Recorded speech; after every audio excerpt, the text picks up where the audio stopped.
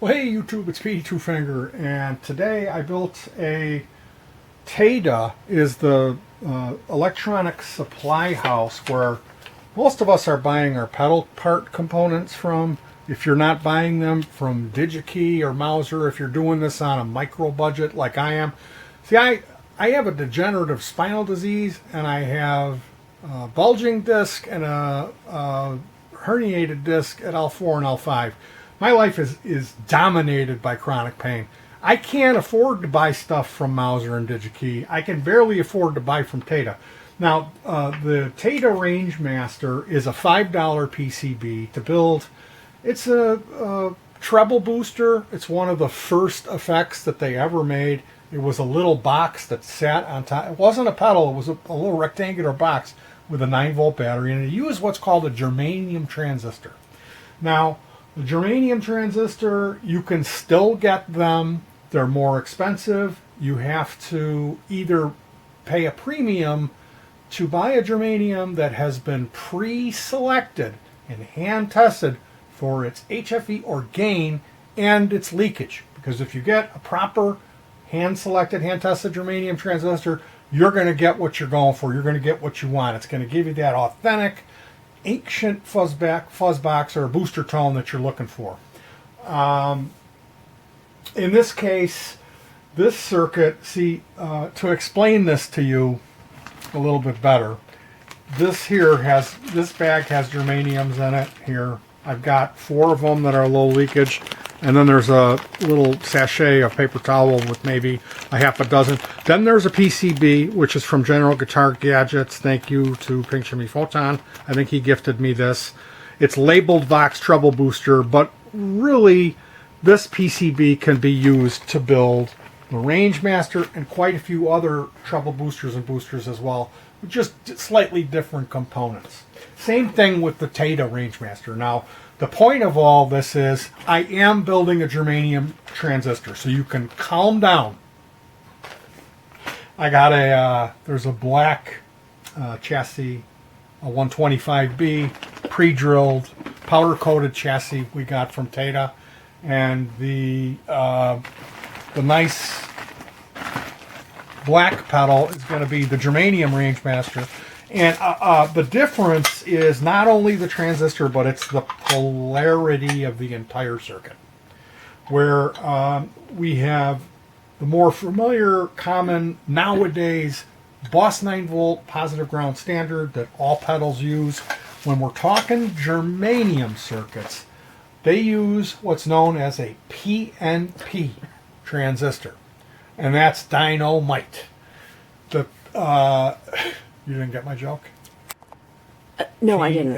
PNP. oh, you got it now. Okay. I stole that one from you. So, the PNP means that you flip the...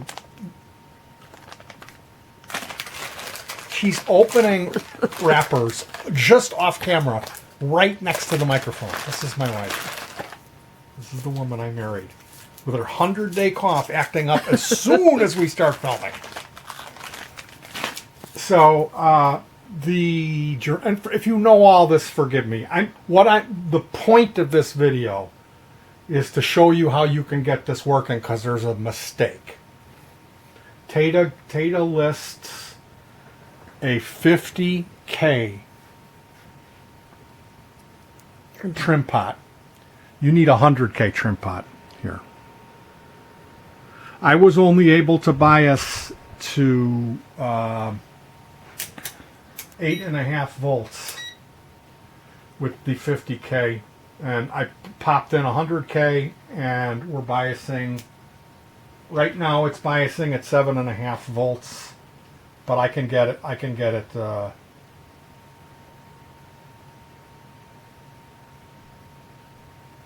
I can get it down to 6. And like I said, that's the main point of this video, but there's some other little things I'm going to go over because it's kind of confusing. From left to right, these pads here on the bottom, the connection pads, and I've got this bent over so it's difficult to see, but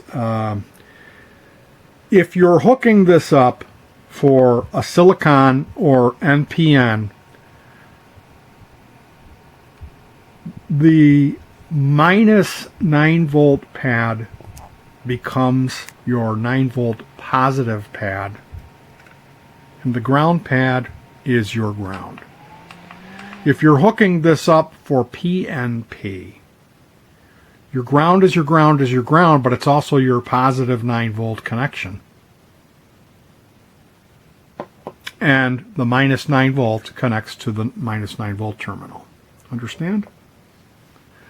So the reason I was telling you guys calm down is because some people, when they hear rangemaster and you say silicone, they're like, that's not a rangemaster. Okay, so yeah, I'm building a germanium rangemaster. You can calm down. You can calm down. That's going to happen. We're going to have a 4700 picofarad capacitor and a 47 nanofarad capacitor, one on each, one and leg 3 of a 100 kV potentiometer, and then they're gonna mate on their open legs, and then they're going to go down to C1, and then the middle lug of the potentiometer is going to go down to the opposing connector for C1. And what that is a blend control where you don't have a fixed capacitance on your input of your rangemaster.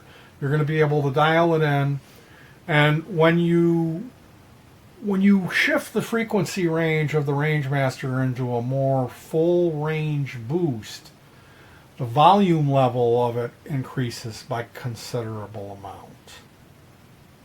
As you go closer to what it was designed for, which is a 4.7 nanofarad capacitor, it produces less oomph, and it's more trebly. Now, the rangemaster in typical application, this is a little box that sat on top of your old tube amp. This is before they had distortion pedals, okay? This is going way back to when they didn't have any other pedals. There was no Dave Gilmour pedal board. There was no RG Keen. There was no Digitech FX69 Grunge. JHS, thank God he wasn't even born. And there was just this one box that you had with a 9-volt battery in it. And you would turn it all the way up. That was the only way you would run your rangemaster, because Richie Blackmore did it that way. Jeff Beck did it that way. Eric Clapton did it that way. All those guys way back, starting out when they didn't have distortion. This was the first distortion box, one of them. And the rangemaster is called a treble booster, but it can be, like I said, on the germanium one, we're going to have two widely opposing, a much wider target frequencies that you can adjust between. And you go, oh, that's not a rangemaster. Well, if you turn it all the way up and then go notch it down a little bit, it's going to be right in there, real close to 4.7 nanofarad. And I'd rather have it adjusted. And honestly, I could just as soon put a toggle switch on there and have it throw it over to a 4.7 NF capacitor. So you could go, this is stock, this is mod. Because like when I talked to Adrian Ballou before, he got all like, oh, and it's like, well, there's a switch, and if you put the switch in this position, it's stock. So calm down, Robert Stephen.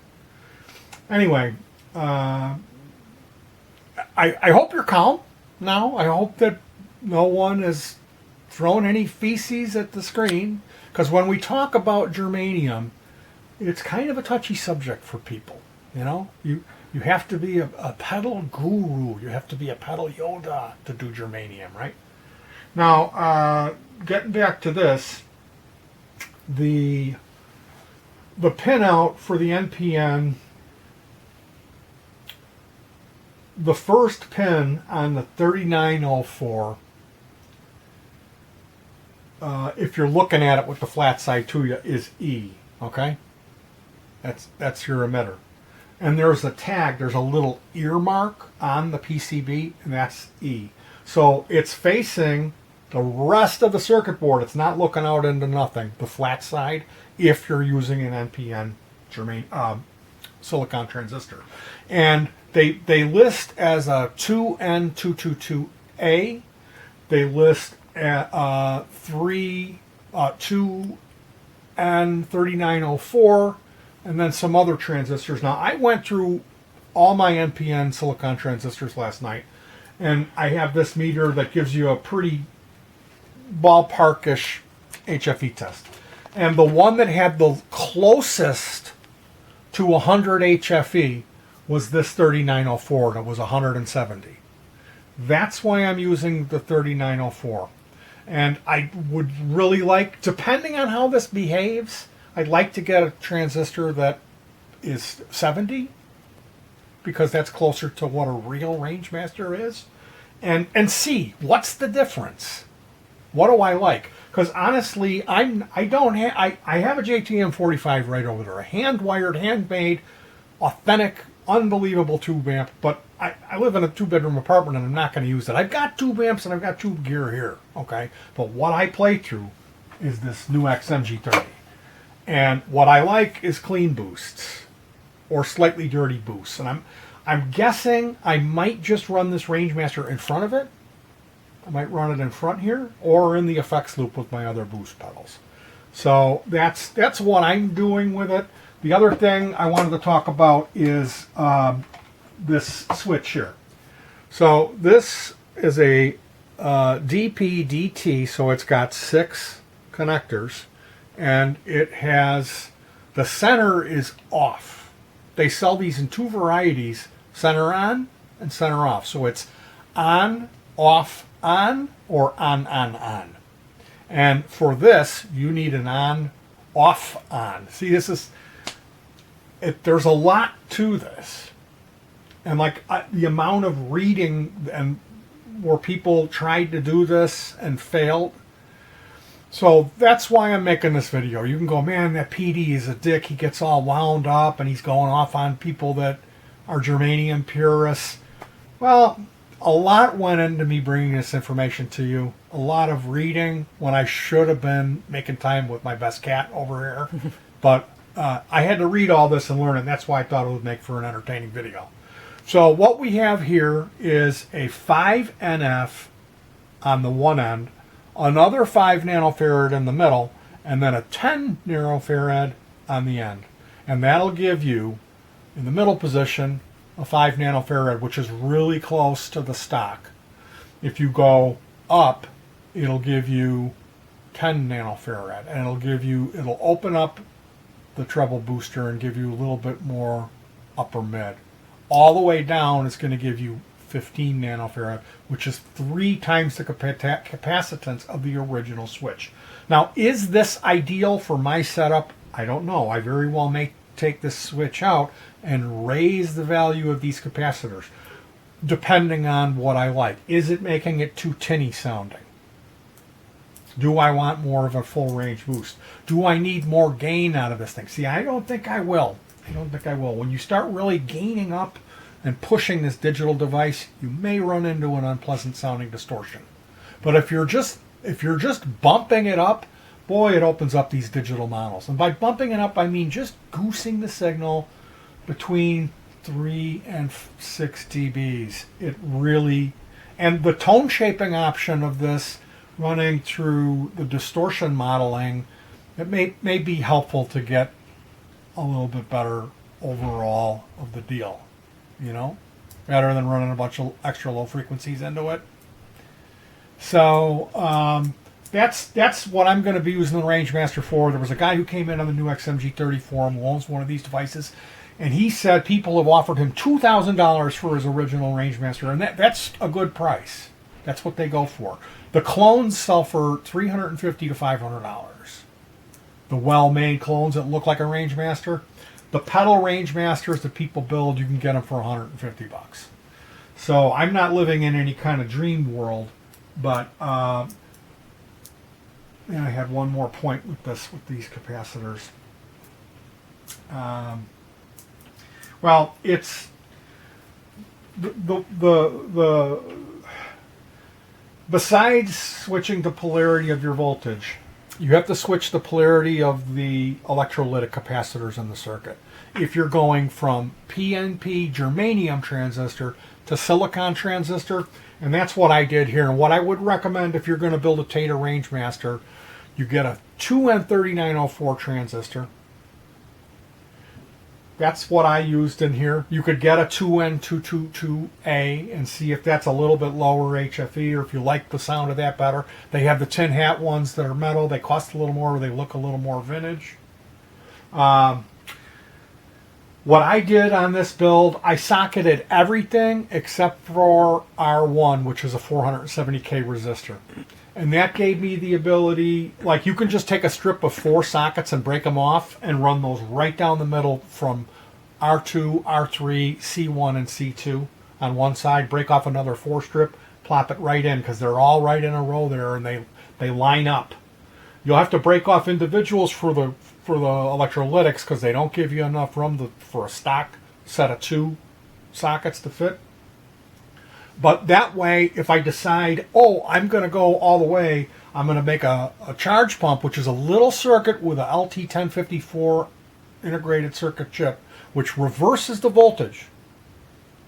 Remember, I'm telling you, that's one of the first things you have to do is flip-flop the polarity of the voltage if you're going to go between silicon and germanium. Then I could pull the transistor, the electrolytic capacitors out of their sockets, flip them 180, plop them in, and Bob's your uncle. I'd be ready to go. And it would work right along with the other pedals, because when you're daisy chaining pedals on a pedal board, if you run into a PNP germanium, it puts you in a sticky situation, because you either have to run a battery inside that pedal or a charge pump, or if you not comprehending this and you just build it and flip-flop the wires on the jack and then plug it in, you'll blow your power supply. You might blow some pedals too. So basically what I did here was I socketed everything, and it did raise the height of the unit by about 1 centimeter, but it's enough to fit in there. I've got this cockeyed at an angle here. I'll put an extra nut on the pot. It'll fit up just fine. But I'm really glad that I socketed everything, especially the C1 and this trimmer, because we were able to get it to bias perfectly. And now I pulled out C1, and I'm going to go in on the back, and I'm going to tag this guy in here, tag this in from the back, and then we'll have a capacitor input switch, which is the most popular mod for the Rangemaster. So I'm not here to say silicon is better than germanium. They have their own characteristics on how they operate. There really is some downsides to germanium as far as the reverse polarity power issue and then temperature sensitivity. I can't make a germanium video without bringing that up. If you play outdoors like we do and it's hot, it's over 80 degrees, you know, your germanium pedal is going to take a shit, and it's not going to pass audio if it gets up into the 95s. So this is why we hear stories about Tony Tuatekio or Chinggis Chingadakyu was Quinquisio, king of the rodeo.